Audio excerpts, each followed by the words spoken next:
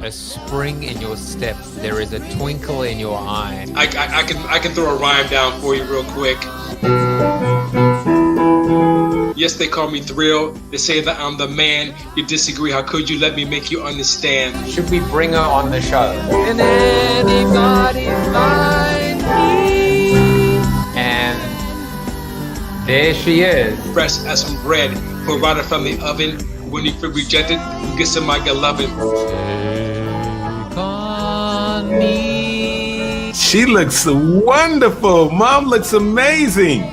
Somebody too. Okay, more bugger off now. I've got to show it to you.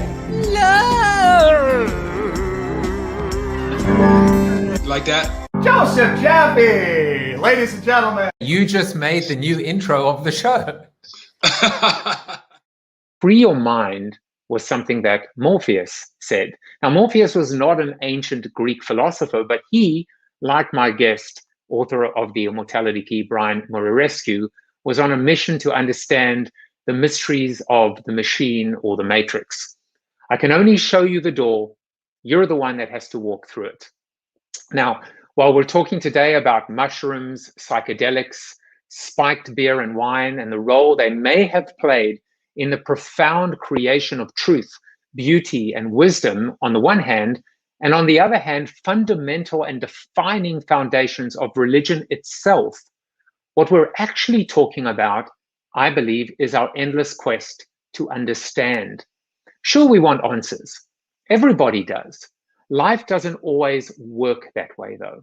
In the absence of certainty, we need guidelines and guardrails, milestones and checkpoints, the ability to triangulate diverse and disparate points of view in order to stay the course, change course, or realize perhaps that we've strayed off course. The world we live in is in chaos. It's easy to feel smothered or overwhelmed. We need anchors that provide routine, rituals, and a moral rubric that governs, qualifies, and guides our intention and ultimately our actions.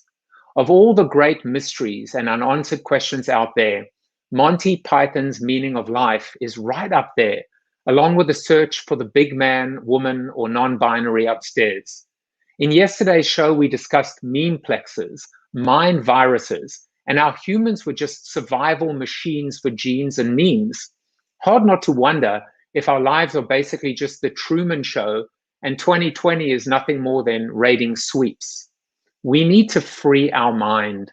We need to expand our mind, tap into a higher consciousness. It begins with something that has nothing to do with psychedelics.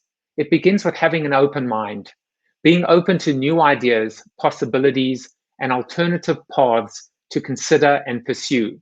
It helps when there is science to back up, balance, or counterbalance faith itself.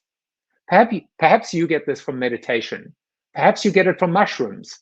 Perhaps you get it from me and a daily dose of hope, positivity, and optimism. Just get it and continue your journey and your quest for enlightenment.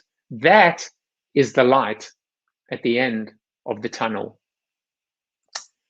Well, now it's time to actually talk to the author of The Light at the End of the Tunnel, Mr. Brian Muraresku. And let me give you a little bit of a brief background, not about him, because I'll do that in the show, but about this book. Released on September 29th, The Immortality Key has become an instant international bestseller. As of October 20th, it is the number 5 Audible in the United States and at the top of Amazon's hardcover nonfiction bestseller list. Muraresku launched his debut book on the Joe Rogan Experience, now with over 3 million views. Make that 3,000,001 because I'm one of them. Rogan says, absolutely one of the most fascinating podcasts I've ever done, fucking sensational. And Brian gave me permission to swear. Muraresku appeared on CNN and SiriusXM with Michael Smerconish, who says Muraresku's Indiana Jones journey is tremendous, stunning. And on October 15th, he appeared on SiriusXM with Jenny McCarthy, who says, quote, unfucking believable. Well, now you're about to meet him. And as a little precursor, I'd like you to watch this little teaser for you.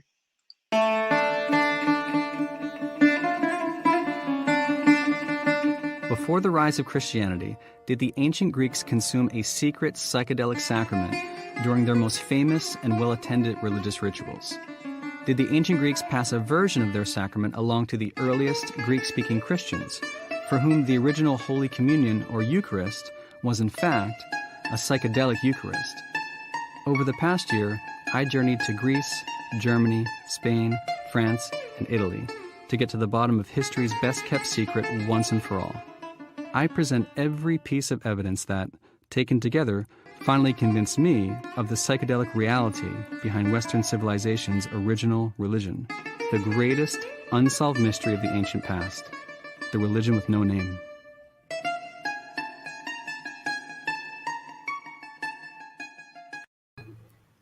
Brian, welcome to the show. That was awesome, man.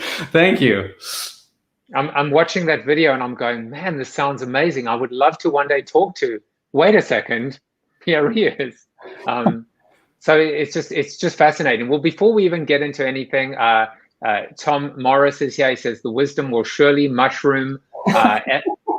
Eileen Marie says, Brian, the Muraresku family is extremely excited and proud. I hope they're not offended by the swearing, but that I'm just quoting Rogan and McCarthy. So, you know, what can I do? And Joy said, I'm listening to it on Audible, which is nice because I can hear the pronunciations in Italian, Greek, etc. Brian does a good job, and then adds Morpheus, God of sleep. I don't know, maybe deep sleep. So welcome to the show, and thank you so much for doing the show. It's just it's amazing. I mean, with you on television and running around the virtual world, that you were able to stop in our little mushroom studio over here. I couldn't be happier. It's been a whirlwind over the past month. So I had to escape the heat in the kitchen. I'm actually in Uruguay right now, where my wife was born and raised. So shout out to my mother-in-law. I didn't know it was mother-in-law's day. So shout out to Pepe. Pepe, I love you. Thank you for having us and for taking care of my daughters. We're looking forward to some fun times together. So thank you. All right, so Uruguay looks quite vanilla and quite bland in the background, which is why I have a different background in my background, which we'll get to in a moment. But you know, I decided not to read your bio because I find your bio to be fascinating in of itself. And you know, it's funny, we always do fun facts on the show, but I feel like your life is just a great fun fact. Your life is so interesting by itself, and yet this was the fun fact that you shared with me, which I thought was just absolutely fascinating, that you believe that the Kenny G remix of The Weeknd's In Your Eyes is the most sublime song of 2020. So, you know, and yet you're a man that has not done psychedelics at all. So tell me why this has left this impression on you.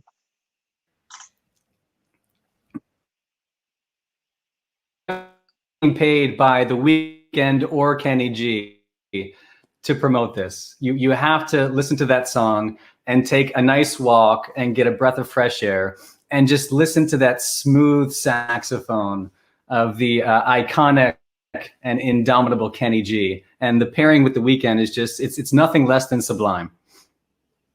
Well, I was actually listening to it while I was prepping for the show today, and I wanted to actually change the entire intro to the show to just have that backing track. And then, of course, YouTube decided that I was infringing on copyright. So I will send you a link to that edit after the show, because I did that in your honor. By the way, Joey, I got to hear that, man. He's already bought the book, which is great. So I wanted to talk about your background. You know, you graduated from Brown University with a degree in Latin, Greek, and Sanskrit. And I thought it might be nice to play a game that I call Know Your Sanskrit. So I'm not sure that this is going to work, but I'm wondering if you know what that means. Yotar kuka isa kandra chadoshle. Is that Sanskrit? Well, according to my English Sanskrit translator, that should mean this is an amazing book. So I'm not sure that it does. I'm not sure that it does. It's a little off, but that was close. Was the translation, my hovercraft is full of eels, which is a little Monty Python, I don't know. Yeah, full of snakes. but you became a lawyer, and you practiced law internationally for 15 years. And I love your origin story because there are a couple of things that happened in your life. You clearly are a lawyer, and yet you've decided to go down this completely different path. But there were two things that I found really, really interesting about you. And the first is this, that you actually you became the founding executive director of Doctors for Cannabis Regulation.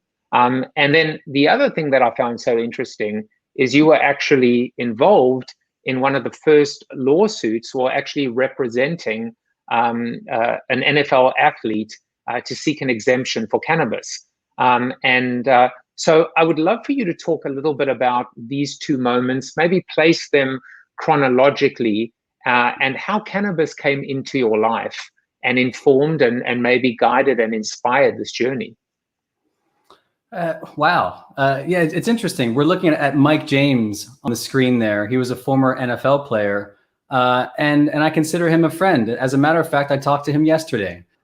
He's a wonderful human being. And the reason I got into cannabis advocacy was for somebody like him, not because I use cannabis, not because I even advocate its use. What I advocate for is its regulation, the same way that we regulate other psychoactive plants like tobacco. So if the goal of drug policy, and let's be honest about this, if the goal of drug policy is to keep drugs away from kids, which I would like to keep away from my daughters, or to keep drugs away from the vulnerable segments of the population, look at what we did with tobacco. We don't jail tobacco farmers.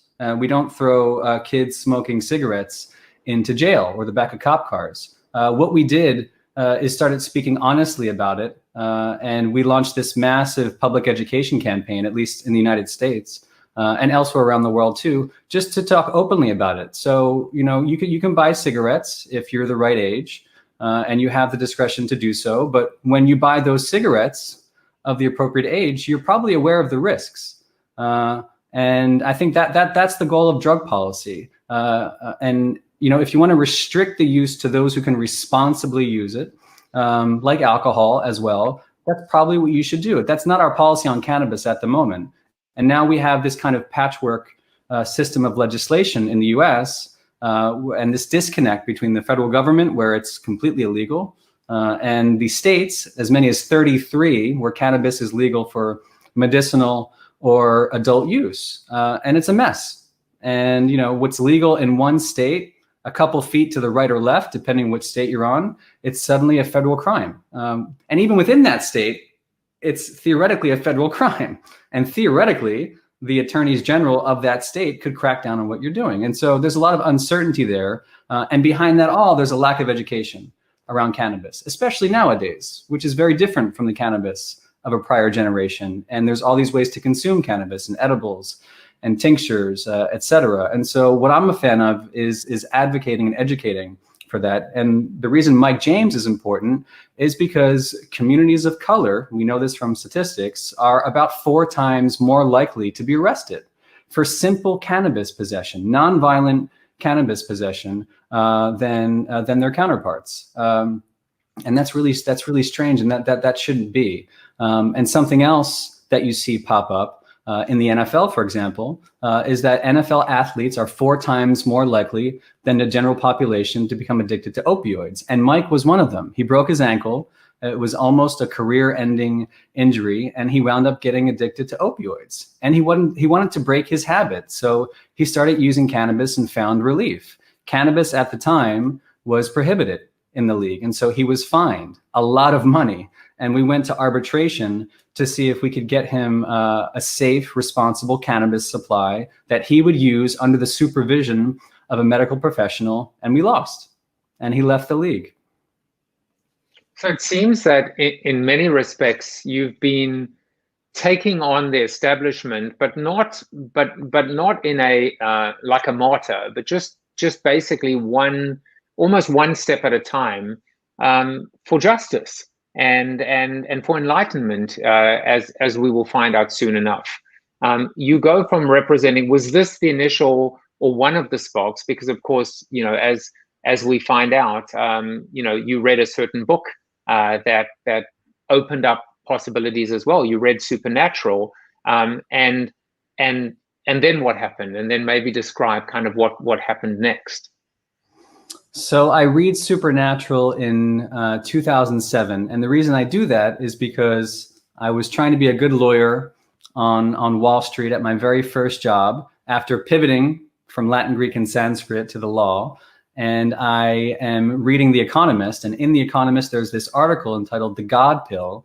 And it's this tiny article about the first results coming out of Johns Hopkins University, studying psilocybin, which is the active compound in that picture behind you in magic mushrooms. And the stat that I read that completely changed my life is that 2/3 of the volunteers who had one and only dose of psilocybin wound up describing it as amongst the most meaningful experiences of their entire lives. And that stat has remained consistent since then. In fact, as of today, the figure is 75%. So 3 in 4 people who go through these experiments at Johns Hopkins, now NYU, UCLA, they describe it as among the most meaningful experiences of their lives. Some talk about finding God. And I mentioned it in the very first page of my book, this woman, Dinah Baser, who describes herself as an atheist. She says that her experience was like being bathed in God's love. And my classical mind starts thinking about the ancient Greeks, because there was a similar transformational event that would happen at Eleusis, which is kind of the spiritual capital of the ancient world. It welcomed everybody from Plato to Marcus Aurelius. They would make this pilgrimage from Athens, 13 miles north to Eleusis. They drink a potion, have a vision, there it is right there, and they'd have a vision of a goddess during which they said their fear of death was obliterated. And they essentially became immortals. Now, you know, a little different from what I was reading in The Economist, but not too different. And it was that kind of striking circumstantial evidence that sent me on this 12-year journey to solve what Houston Smith called the best kept secret in history. And this book might be the best kept secret in history as well. But I want to ask you a couple of questions. And it's so interesting to me, before we get into Eleusis and the philosophical, or at least the philosopher part of this journey, it's interesting to me how, you know, you talk about pivoting. What a major pivot in your life, to essentially leave this career, or this legal career, right, being a lawyer, and allowing this journey to take you in a direction where you had there was no gimme, there was no given, there was no sure thing that you were going to find answers, the elusive smoking gun. And here you are right now as, you know, the preeminent and foremost authority on something that has just captured the hearts and minds of people that understand psychedelics, people that want to understand psychedelics, like myself. But I guess my question for you is, along this journey, were there moments where you were scared, where you doubted yourself, where you wanted to give up hope? How did you continue going during those dark times? The short answer is every single day. I thought about it, and I'm very fortunate. I should state from the beginning to have a very patient, long-suffering, supportive wife who was there every step of the way. Now, she's much smarter than me. She went to Harvard Law School, and she's very skeptical, and she has a sharp mind. And so every time I'd come to her with a new piece of evidence, yeah, look at what I found here, and look at this journal article, and look at this. You know, she would send me back to the drawing board and say, you better dig deeper. So I had good support at home, which is not easy when you're raising 2 daughters. And through most of this book, my daughters were little. They were babies. I mean, they were 3 and 1, and 4 and 2, and 5 and 3. You know, really kind of precious ages. And I thought about putting this down literally every day because it's silly. You know, I'm a practicing attorney, and we have to pay the bills and taxes, and it's kind of stupid to hop a plane to Greece or the Vatican to go looking for secrets when no one's paying you to do that. But it was my own search for meaning. And I felt like if this is this important to me, and if I find something worthwhile and I write about it honestly, maybe it will mean something to somebody else. Honestly can't explain it. It's irrational. I couldn't put it down when I probably should have. Well, I've been lucky enough doing this show and talking to over 125 people to see red threads developing and common threads. And for me, the success of the book really comes down to the person that you are, and we've just met, in terms of the graciousness, in terms of the consideration for your family, in terms of that fight for justice, which is why I brought that story, Mike's story, to like talk about how you fought for his right and his ability to tend to himself and mend and free himself from the tyranny and the oppression of opioids. Even your graciousness of coming on the show. That's why I think that there's an entrepreneurial story that exists. And so I really do appreciate you sharing that story with us. But let's go back to Eleusis for a second, because it's just fascinating. I heard on the podcast, I wish I could tell you that I came up with this for the first time, but what is it? The first rule of Eleusis is that you don't talk about Eleusis, right?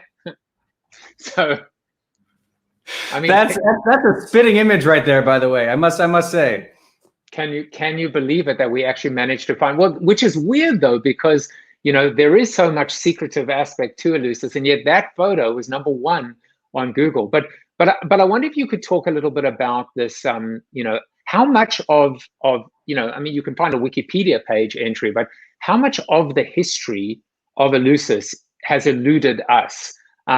Because it just hits you like a ton of bricks when you look at that litany, that laundry list of some of the greatest philosophers and their minds and what they brought to this world, that they may have been on some kind of potion, right, that they consumed that allowed them to transcend. That's a great story. It's a great, that's why I picked up the story, and there wasn't much science to back it. And when it comes to Eleusis as it stands, there still is not much data, even in the literary records. So I basically follow this book from 1978. I mean, this is not my theory. This is a theory that was launched on the world in a book called The Road to Eleusis. And it was written by Gordon Wasson, a former JP Morgan banker turned ethnomycologist, Albert Hofmann, who actually first synthesized LSD back in 1938, and Carl Ruck, who at the time was the chair of the classics department at Boston University. And these three guys together come up with this idea that this potion, which the Greeks called the koukion, which basically means cocktail or mixed beverage. We know from an ancient hymn that the ingredients were barley, water, and mint. In their mind, barley was kind of a code word, which stood for ergotized barley. So not healthy barley, but barley that had been infected with ergot. And ergot is this naturally occurring fungus that pops up on all the cereal grains, including barley. It's more common on rye, but it's the same fungus from which Albert Hofmann himself was able to synthesize LSD. And it has all these other alkaloids too. And so in their mind, this is the hypothesis. And it was pretty tough to test. And there was no way to go out and test these ancient cups and chalices, many of which have survived from Eleusis and elsewhere, to make heads or tails of this, until I started looking into the literature. In 2009, 2010, I started reading about archaeochemistry, this relatively new science that is going out into these excavations and subjecting all these artifacts to things like gas chromatography, mass spectrometry, and all this high-tech instrumentation, and finding things. And so my colleague Andrew Coe, for example, at MIT, one of the world's leading archaeochemists, he's responsible for discovering, quote unquote, the world's oldest wine cellar in Galilee from about 1700 BC. And it was wine that was spiked with all kinds of funky stuff like honey and storax, terebinth, cypress, cedar, juniper, mint, myrtle, and cinnamon. So nothing overtly psychedelic, but the point being, ancient wine is very, very different from our wine. And the science keeps showing us that time and again as we are analyzing these artifacts in real time. It's all happening right now. Joy wanted to know how dangerous was the ergot that was used in Eleusis in the Kikion? Okay, so we're not sure if ergot was used in the Kukian, I should say. I went out of my way for years and years to find evidence for that. And after years of looking through these archaeobotany journals, I did eventually find this archaeological site in Spain with lots of Greek influence, not too far from a well-known Greek colony that I'd never heard of until I started researching this. But in this sanctuary from the 2nd century BC, this archaeologist Enriqueta Pons turns up this tiny vessel about this big. It's about 2 inches big. And it's in the shape of a kantharos, which is like a very Greek-looking Dionysian kind of chalice. It's a shot glass. It's not a pint glass.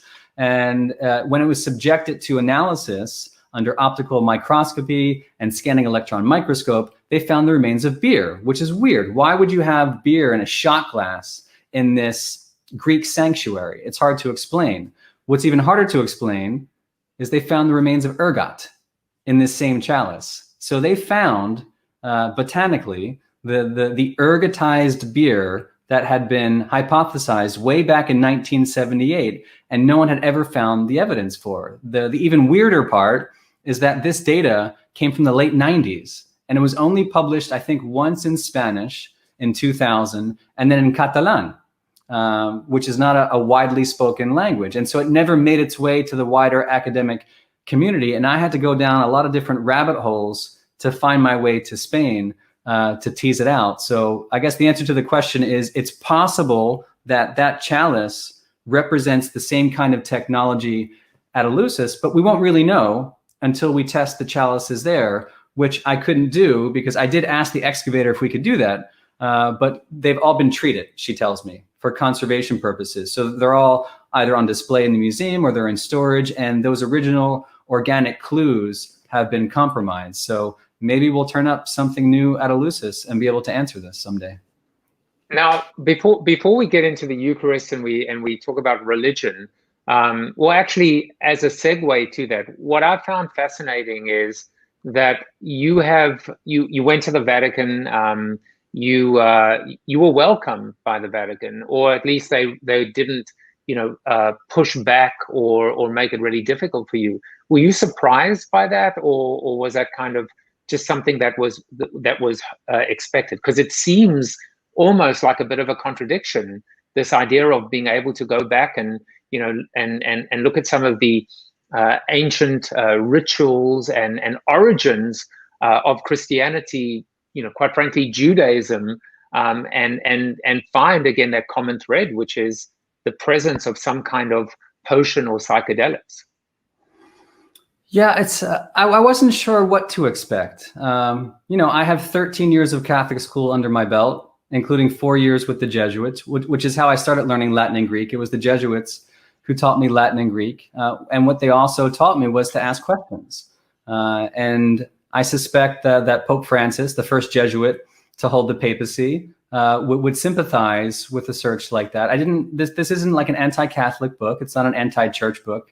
As a matter of fact, it's kind of the opposite. I'm looking into the roots of the faith only because they fascinate me.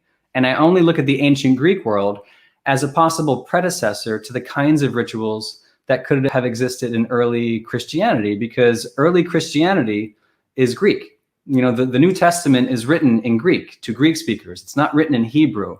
It comes to being in a very Greek world. I mean, the seeds of Christianity obviously are sowed in the Holy Land, but they really kind of flower in the Greek-speaking world, in Greece itself, or in Ionia, in the East Aegean, or in Italy. And if you're looking at places like that, you do see different rituals that aren't taught in Catholic school. You're seeing different kinds of masses that were taking place in house churches and catacombs. For the first 300 years, there were no churches. There were no basilicas. There was no Bible. There was no canonical New Testament.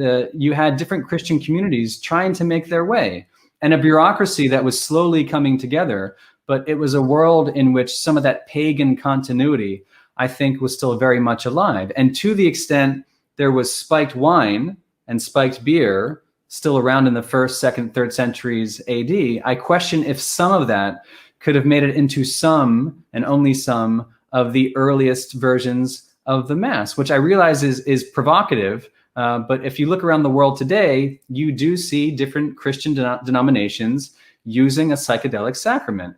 Just north of where I am right now in Brazil, you can go visit the Santo Daime Church, which uses the psychedelic brew ayahuasca as its Eucharist. So it's not the craziest idea. And I'm not saying anything about the Last Supper or Jesus himself or the apostles. I'm saying the world into which they were born was full of magical wine. Well, Joey says, my head hurts already. Holy cow, this guy is smart. Yeah, my head hurts too. But I want to give one more example, which speaking of ayahuasca, which is the concept of the burning bush. And one of the properties of ayahuasca is the ability to almost transcend senses, to be able to hear colors and see sounds. And it is actually written and connected that Moses heard the burning bush. And I guess there were traces, from what I read, there were traces of the presence of ayahuasca. I mean, to me, that just it blows my mind. It absolutely blows my mind. Yeah, there are some who think that it was the acacia that was being burned. One of the principal compounds of which is DMT, the same active compound in ayahuasca.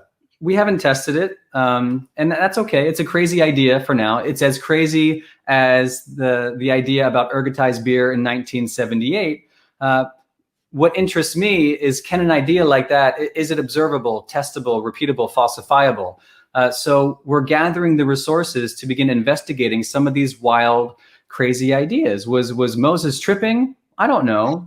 I suspect probably not. I don't think Paul was either when he was struck by that heaven-sent light on the road to Damascus. But what I do think is that the people who followed them and heard these stories about the prophets and the early progenitors of these faiths, I think that if there was this technology around to maybe recapture that same kind of ecstasy, it's at least conceivable that they would have availed themselves of one of these magic potions. Just like today, in the laboratories of today, the people at Hopkins and NYU walk away from these experiments accidentally finding God.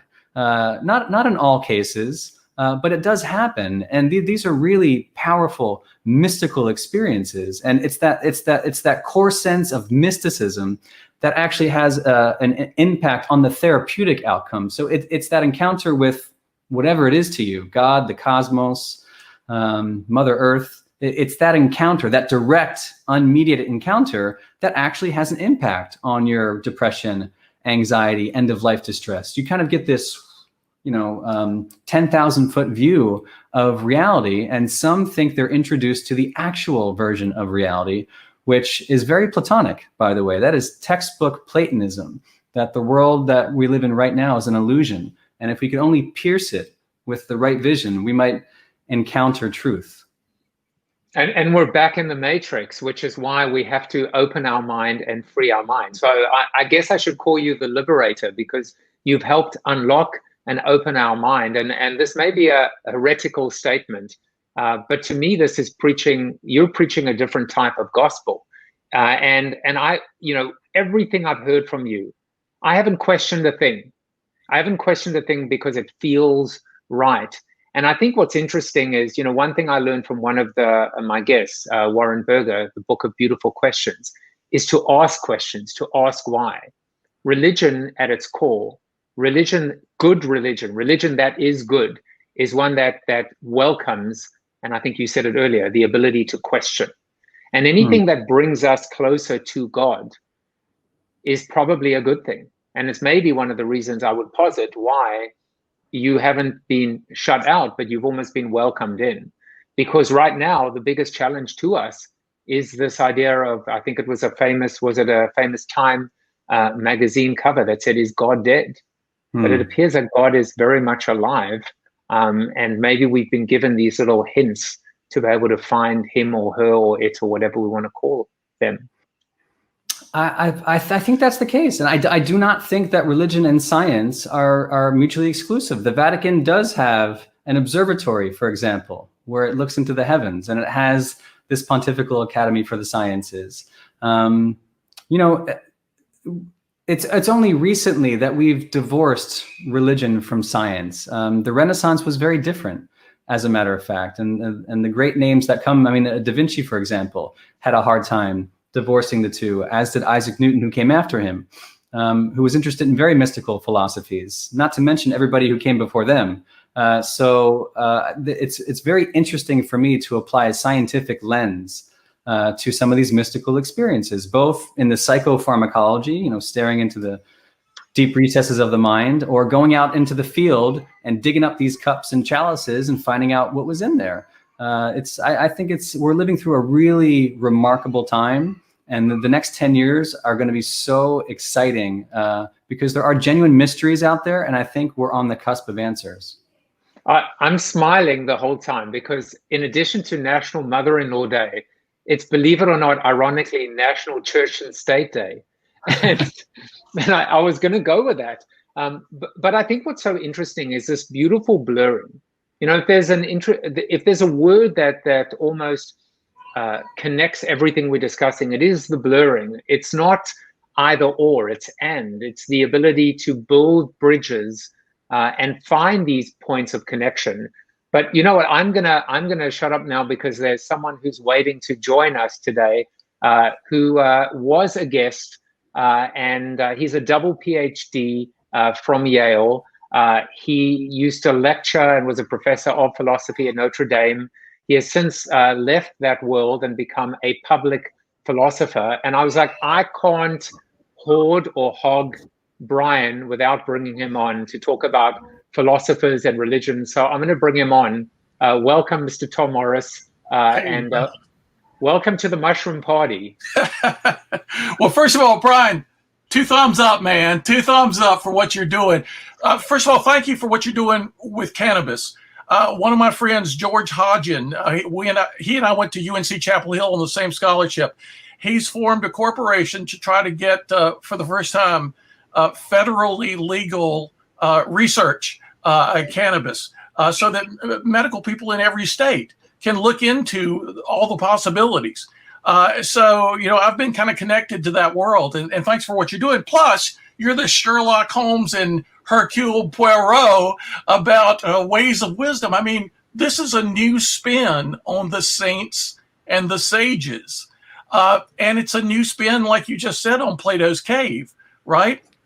I mean, let me ask you this. The modern debate about hallucinogens has been all around delusions or doorways, right? Are we when you take a controlled substance, are you painting new Fantasia colors on a canvas, or are you opening a window you didn't even know was there and having a new vision of reality? As you've spent 12 years working on this, what's been, I think I know the answer, but what's been your inclination, your suspicion, your personal growing opinion about this?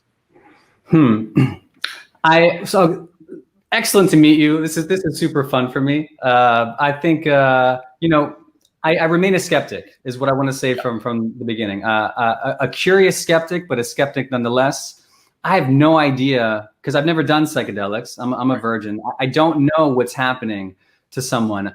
What I do is I listen. And when I listen to these volunteers, they talk about encountering a very real version of something. In fact, more real than real. And there's even a term for this. William James coined this term over 100 years ago, the noetic sense. Yeah. It's that platonic sense that you've tapped into the archetypal world. It's the exact same language that Gordon Wasson used back in 1955.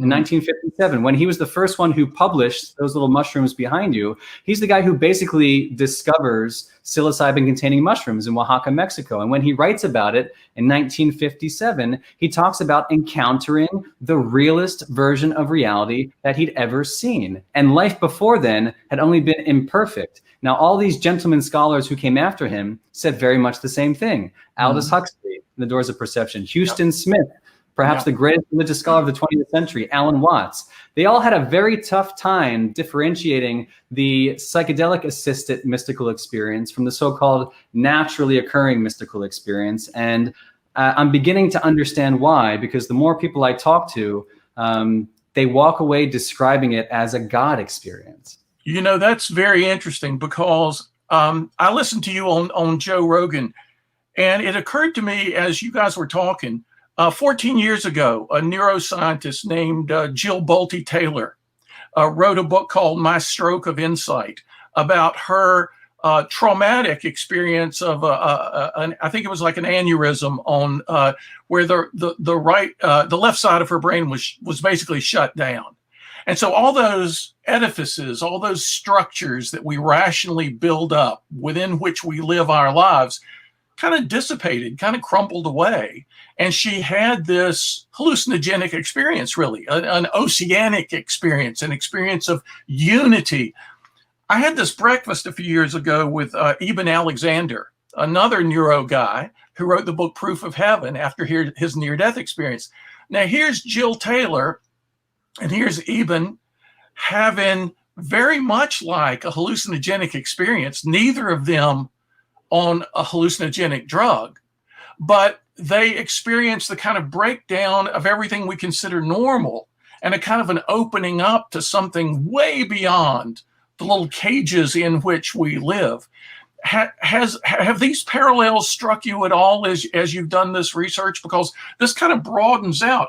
I'm led sometimes to wonder, are there natural correlates of the pharmacological avenue?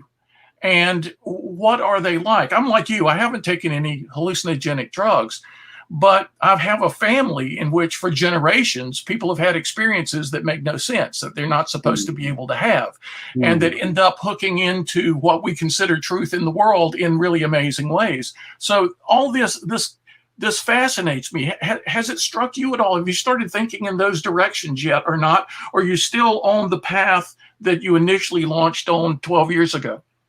This is a whole book about drugs, which has nothing to do about drugs. As a matter of fact, the key to immortality is the near-death experience. Oh. I mentioned Jill Bolte Taylor in my introduction for that reason, because after I read that Hopkins piece, I'm not sure if you heard earlier in the Economist. Yeah. I think the next day I found Jill Bolte Taylor on YouTube, and I watched it about 25 times in a row. Wow. Crying. And when I watch it today, I start crying. I didn't know that. Your book is still on the way for me, so I had to kind of channel it to prepare for today. So you didn't mention Jill Taylor on Rogan.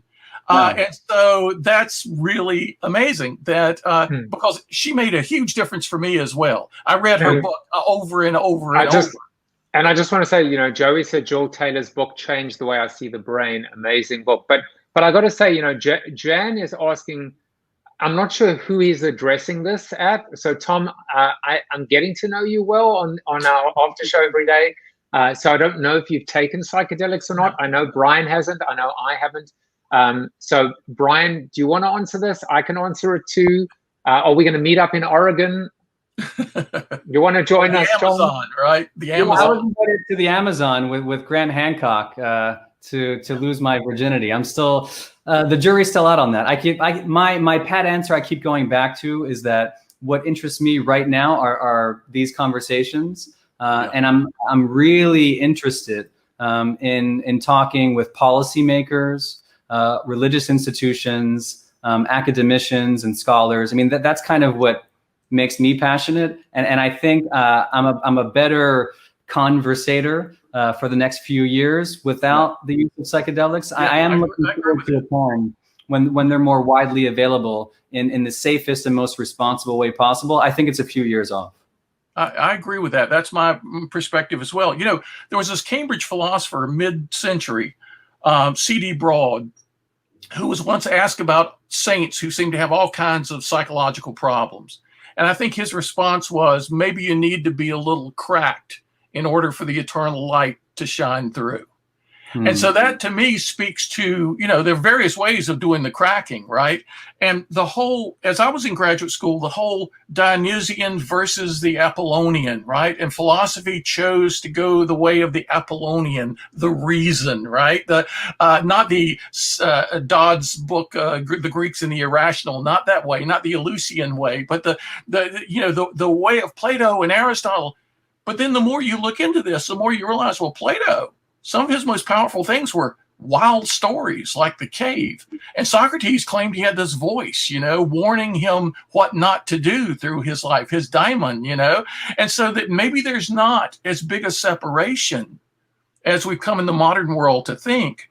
And perhaps we open ourselves to the fullness of rationality. We've been post-enlightenment living a very narrow strand of rationality. So that's one of the things I think your book will do for me is to, when it finally gets here, I'm excited about the discoveries you've made. And what do you think is next in terms of your own sleuthing, your own detective work? Where would you like to go next prior to having your own experiences in the Amazon or wherever? What's the next rational thing that you're really excited about doing?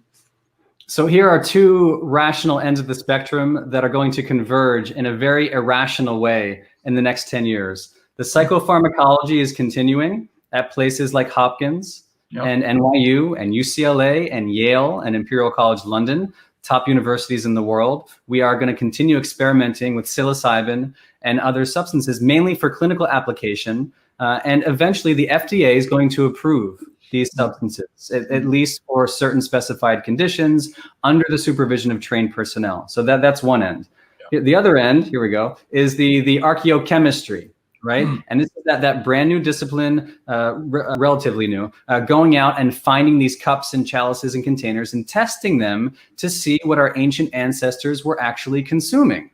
Because it's important to talk about the Eucharist as not just one monolithic thing. Maybe it meant different things to different people. Or in Judaism, the holy anointing oil or the temple incense.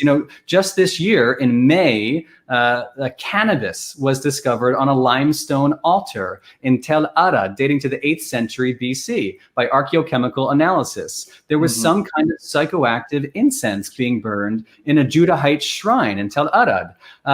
This is only just beginning. Imagine what we're going to find tomorrow or next year or in a couple years. What we're getting at is the kind of ritual that actually fueled religion for our ancestors. Not in every case, but in some cases. And so as the archaeochemistry and the psychopharmacology begin to keep testing this hypothesis, what we're going to find, I think, is the actual ancient Greek ideal.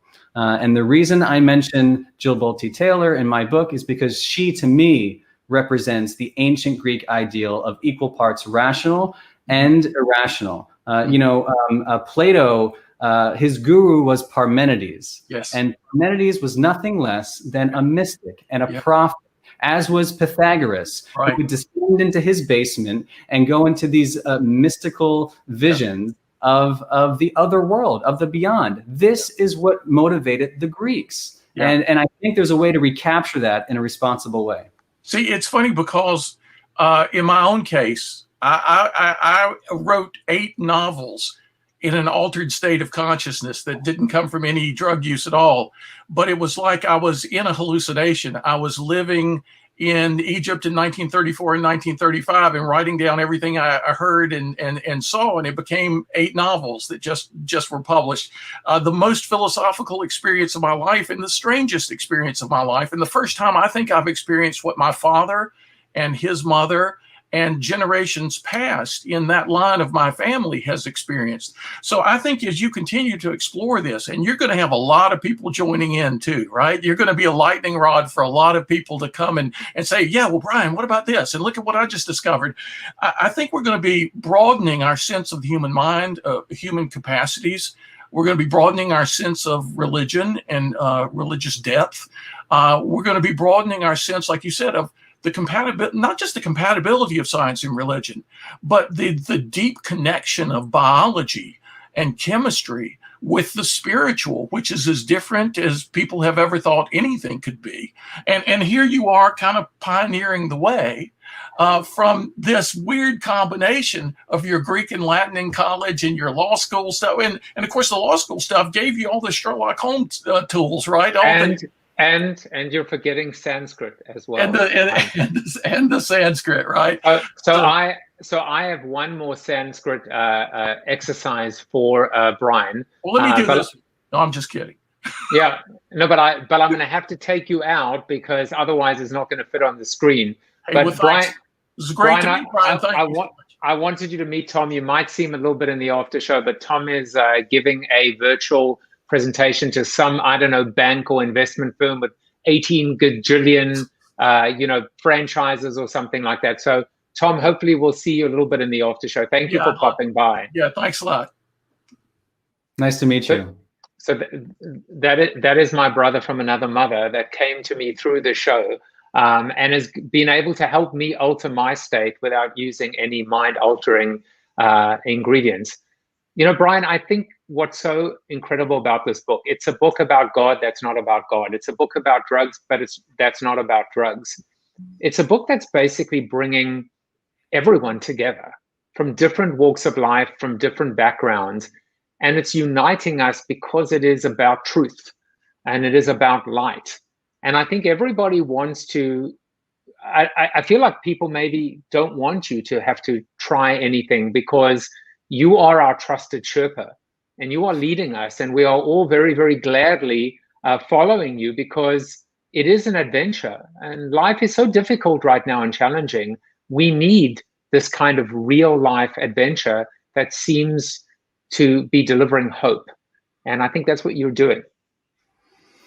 I don't know what to say, but thank you, man. Thank you. I just, I stand on the shoulders of lots of crazy people with far crazier ideas than mine, including Carl Ruck, who's now 85 years old. And for the first time in a long time, I think reaping a lot of praise for sticking his neck out there when he was my age, 42 years ago. All credit to Carl Ruck, who's been wonderful to me. It's a beautiful story of how he has found redemption and all these years later. And that just shows you, that's the challenge of being a leader. That's the challenge of being able to put yourself out there and stick your neck out. And the quote that I always use, someone once said to me, he said, there are two types of people, pioneers and settlers. The pioneers get shot and the settlers take the land. And then he told me I was a pioneer. But it's great to see Carl Ruck is able to take the bullets or the arrows out and is with you right now. So that's a beautiful story. All right, so this is your quote. I always have a quote of the day, and of course I decided to write the entire damn thing in Sanskrit. I'm not going to ask you to translate. But could you? Do you see any words in there that even seem reasonably correct? Where are you getting this? Well, I clearly need a new Sanskrit translator, but this is the actual quote, which I thought was a very interesting one. LSD is a psychedelic drug which occasionally causes psychotic behavior in people who have not taken it. And that was said by? That's either I think it's Terence McKenna. Timothy Leary, close. Yeah. But I think this has been a very enlightening time together. I'm glad that Tom asked you the question about what's next. I know that right now you are developing a documentary series with anonymous content and 6 West Media, but leave us wanting more, but also telling us what comes next for you, because it's going to be a beautiful journey, and hopefully you'll take us with you.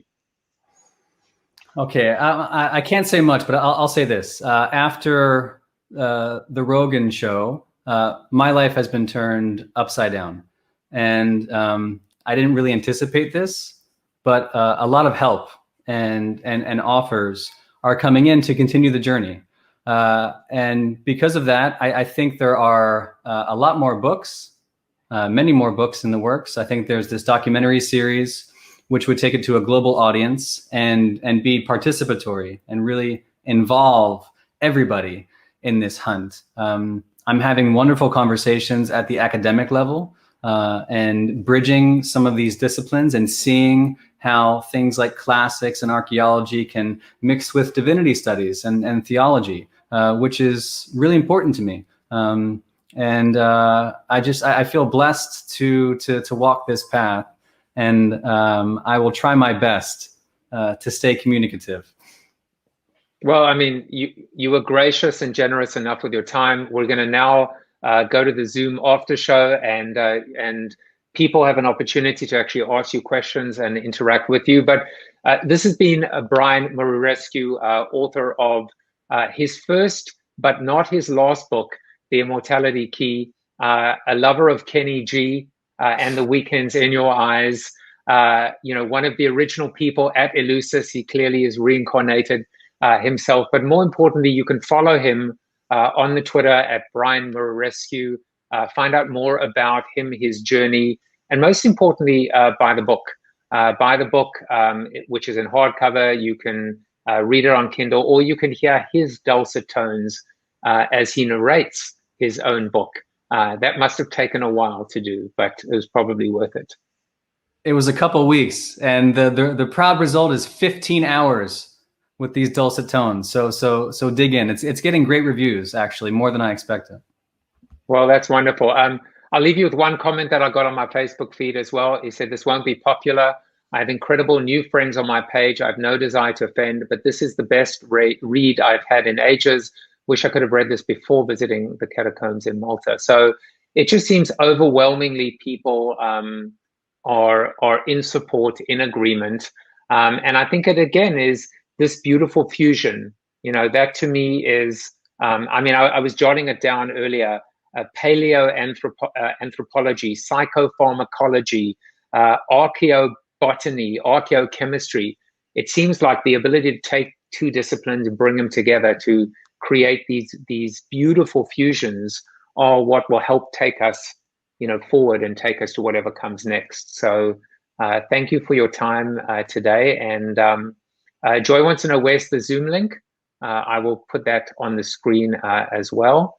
And there is nothing else to say except you get the final word, followed by our resident, I would say, shaman, who will just tell you whether you got his vote of approval or not. So final word to you, Brian, and then our shaman will determine if you're that or that. An pethanis, prim pethanis, dentha pethanis, otan pethanis. If you die before you die, you won't die when you die. And this is what he has to say about that. You are Chuck Norris approved. There we go. I'll see you guys tomorrow. Thank you for watching the show about hope, positivity, optimism, and if there's time left over, a little bit of marketing with your host, multiple author, and global keynote speaker, Joseph Jaffe. If you like the show, tell a friend or two. Please subscribe to the show, and if you want to get inside news, previews of upcoming guests, and much more, visit josephjaffe.com/subscribe to sign up for the show's newsletter. And despite the best ministrations of your wife, you still look ugly.